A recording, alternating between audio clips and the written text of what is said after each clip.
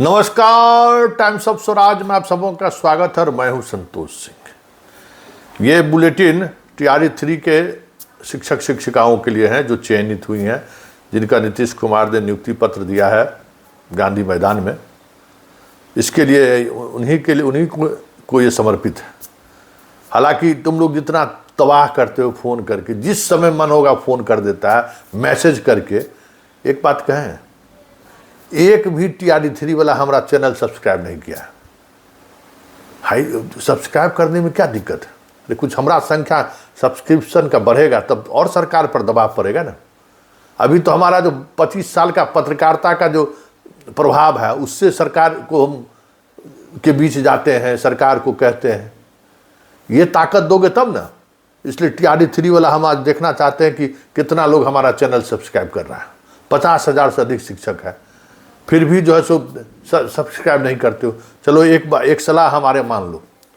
कई शिक्षक आज सुप्रीम कोर्ट के जजमेंट के बाद हम लगातार हमसे बात कर रहे हैं, फ़ोन कॉल्स कर रहे हैं कि सर हम लोग जो है से रिजर्वेशन कैटेगरी में आते थे, लेकिन हम जनरल मेरिट में मेरा चयन हुआ है और हमारा पोस्टिंग जो है, जो जनरल कैटेगरी में जो रैंक रहा, उस रैंक के तहत हमारा हो गया है।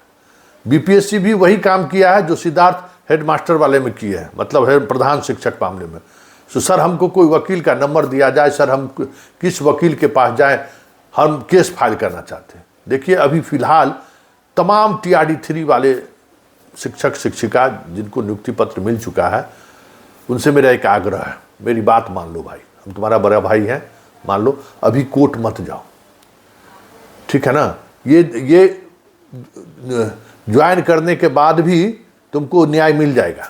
सुप्रीम कोर्ट का डबल बेंच का ये आदेश है। 2 मिनट के अंदर में खारिज हो जाएगा सिद्धार्थ और बीपीएससी का ये दलील। लेकिन अभी तुम चले जाओगे कोर्ट, और कोर्ट अगर स्टे कर दिया या कुछ, तो ये बहाना ढूंढ रहा है। हालांकि नीतीश कुमार बुला के बड़ी फटकार लगाए हैं दोनों शिक्षा मंत्री और शिक्षा विभाग के एसीएस को। कल उन तक वो बात पहुँचा दिया गया था कि ये लोग जो है टीआरई 3 का आपके हाथ से नियुक्ति पत्र बंटवा दिया और अभी तक ज्वाइन नहीं कराया। मौका हम लोग ढूंढ रहे थे कि किसी तरीके से नीतीश कुमार के पास ये जानकारी पहुंच जाए, और संजोग से कल नीतीश कुमार मिजाज में थे, एकदम पहले रंग में थे, तो दिए हैं बढ़िया से धुलाई कर। तो ये लोग करेगा, लेकिन संकट क्या है इस बात को समझ लो। इनके पास वैकेंसी का आइडिया नहीं है। बार बार हम कह रहे हैं वैकेंसी का आइडिया नहीं है और ये परेशान है। चाहते हैं, आप बताइए ना, जिला अलॉटमेंट के बाद आप प्रखंड खोज रहे हैं। अरे प्रखंड का लाभ उसी को नहीं मिलेगा जो अपने जिला में पोस्टिंग जिसका हुआ है।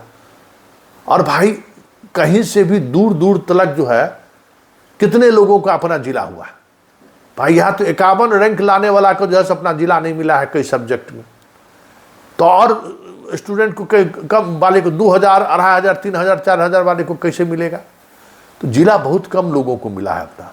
तो उसमें अब जो जिला से बाहर का दूसरे जिला में जिसका हुआ है, वो प्रखंड क्या चॉइस देगा भाई? और उसको चॉइस देने से क्या फ़ायदा है? एक बार चॉइस लेके पोस्टिंग ले लिया तो कहेगा कि तुम अपना चॉइसे से तुम वहाँ गए हो। इसलिए बस पहला बाबू लक्ष्य यही रखना है कि किसी तरीके से स्कूल ज्वाइन करके ट्रेनिंग में चल जाए।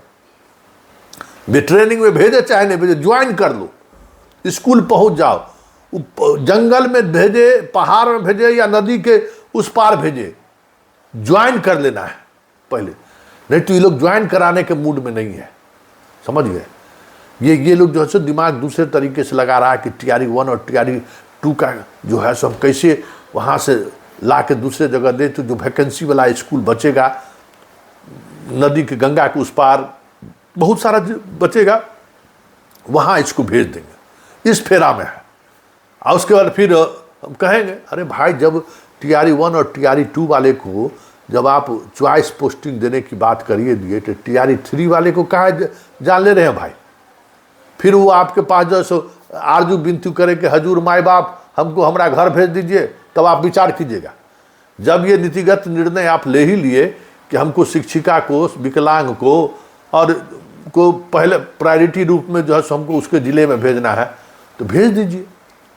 काहे उन लोगों को जो है आप बताइए ना, आरा की लड़की को अररिया पोस्टिंग हुआ है, अरे ऐसा भी हुआ है। नालंदा के लड़की को बगहा पोस्टिंग कर दिया है बेतिया।